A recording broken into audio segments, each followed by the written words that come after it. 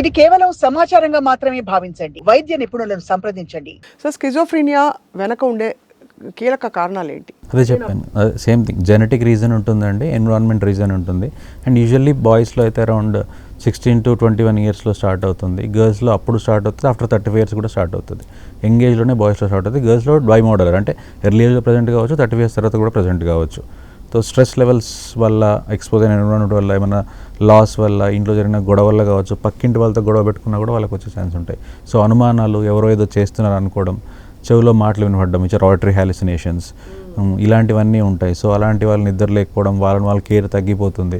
So స్నానం చేయడం, రోజువారీ పనులు చేసుకోలేకపోవడం, వాళ్ళ లోకంలో వాళ్ళని ఉండడం, తనలో తను మాట్లాడుకోవడం, ఇలా చాలా లక్షణాలు ఉంటాయి, వేరే లక్షణాలు. సో అవన్నీ హిస్టరీ తీసుకున్న తర్వాతే అర్థమవుతుంది. So there is genetic definitely 1%, almost 100లో ఒక కేసు ఉందని చెప్తున్నారు. ఇప్పుడు పెరిగి ఉంటాయి ఇంకా. So every 100 cases 1 case of schizophrenia, 1% incidence యాక్చువల్గా. సో ఇంకా పెరుగుతున్నాయి కేసులు. అండ్ ప్రజెంటేషన్ కూడా ఎర్లీ స్టార్ట్ అవుతుంది. 16 years కంటున్నారు. నేను సీయింగ్ అరౌండ్ 15-12 years కూడా చూస్తున్నాను ఇప్పుడు కేసెస్ కొన్ని, విచ్ ఆర్ లైక్ బ్రాండ్ చేద్దామని కదా సైకోసిస్, అదే ఆడిటరీ హాలిసినేషన్ ఉండడం, సైకోటిక్ లాగా బిహేవ్ చేయడం, ఇట్లాంటివన్నీ ఉంటున్నాయి.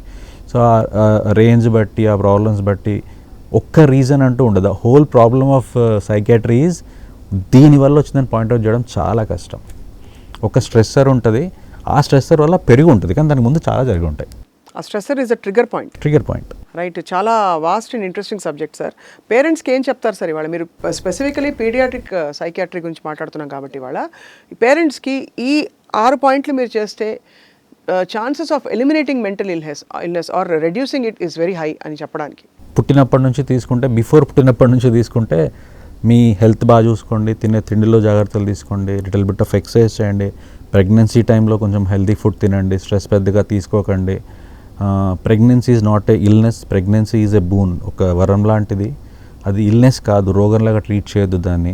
ఆ టైంని ఎంజాయ్ చేయడం, మంచి మంచి మాటలు వినడం, మంచి వాటిలో ఉండడం, చుట్టుపక్కల అలాంటి ఫ్యామిలీ కూడా ఆ టైంలో సపోర్ట్ చేయగలగాలి. దాంతో డెలివరీ టైంలో ప్రాపర్ చెకప్స్ చేయించుకొని, రెగ్యులర్ డెలివరీస్ హాస్పిటల్లో చేయించుకొని, బిడ్డను పెంచేటప్పుడు తల్లిపాలే శ్రేష్టకరం అని చెప్తాం. బాటిల్ ఫీడింగ్ తక్కువ ఇవ్వడం, ఎర్లీగా మొబైల్ ఇవ్వకపోవడం, ఎర్లీగా జంక్ ఇవ్వకపోవడం, ఇలాంటివన్నీ ఇంట్లో జరిగే ఫ్యాక్టర్స్.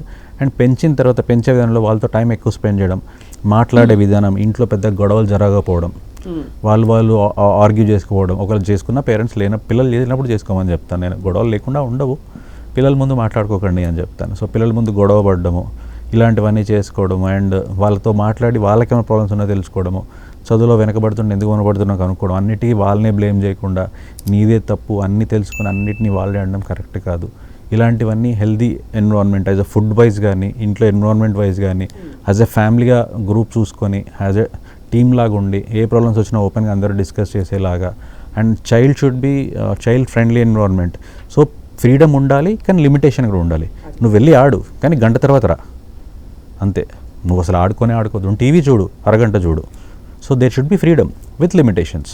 సో ఇది ఇచ్చుకుంటూ పోతూ, చైల్డ్తో టైం స్పెండ్ చేస్తూ, ఏమైనా ప్రాబ్లమ్స్ ఉంటే కనుక్కుంటూ, ఏమైనా జరుగుతుంది వెంటనే చెప్తారని రూల్ ఏం లేదు. ఒక 2-3 సార్లు అయితే ఎప్పటికప్పుడు ఓపెన్ అవుతారు వాళ్ళు.